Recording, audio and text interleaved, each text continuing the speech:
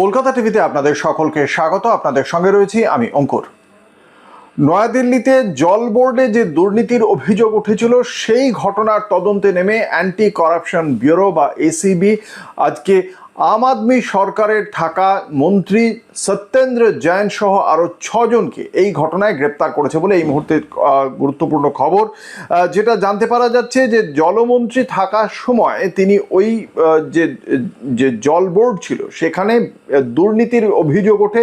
সেই দুর্নীতির ঘটনায় তদন্ত চলছিল। এই ঘটনায় মোট 6 জনকে গ্রেপ্তার করা হয়েছে এবং এরা হলেন উদিত প্রকাশ রায়, যিনি একজন আইএএস আধিকারিক, দিল্লি জল বোর্ডের প্রাক্তন সিইও অঙ্কিত শ্রীবাস্তব, দিল্লি জল বোর্ডের প্রাক্তন চুক্তিভিত্তিক পরামর্শদাতা তিনি, নাগেন্দ্র যাদব, মেসার্স এন এন্টারপ্রাইজের মালিক রাজকুমার কুর্রা, মেসার্স ইউরোটেক এনভায়রনমেন্ট প্রাইভেট লিমিটেডের মালিক পঙ্কজ ভার্মা, মেসার্স সৃজন হরের মালিক।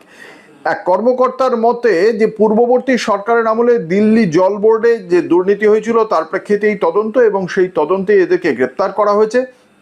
দিল্লির এনসিআর এর সমস্ত তদন্ত এরাই করেছিলেন এবং যে অভিযোগটা রয়েছে যে এই 3 জন, শেষ যে 3 জন অর্থাৎ নাগেন্দ্র যাদব, রাজাকুমার কুর্রা আর পঙ্কজ ভার্মা, এরা 3 জন বেসরকারি সংস্থার মালিক, কিন্তু বাকি 3 জন, একজন মন্ত্রী সত্যেন্দ্র জৈন, উদিত প্রকাশ রায় আর অঙ্কিত শ্রীবাস্তব। সত্যেন্দ্র জৈন মন্ত্রী আর বাকি 2 জন সরকারি আধিকারিক ছিলেন এবং এরা 6 জন মিলেই দিল্লি জল বোর্ডে একটা বড় অঙ্কের দুর্নীতি করেছিলেন বলেই খবর। এবং কিছুক্ষণ আগেই প্রাক্তন মন্ত্রী সত্যেন্দ্র জৈনকে গ্রেপ্তার করা হয়েছে বলে এখনো পর্যন্ত জানতে পারা যাচ্ছে।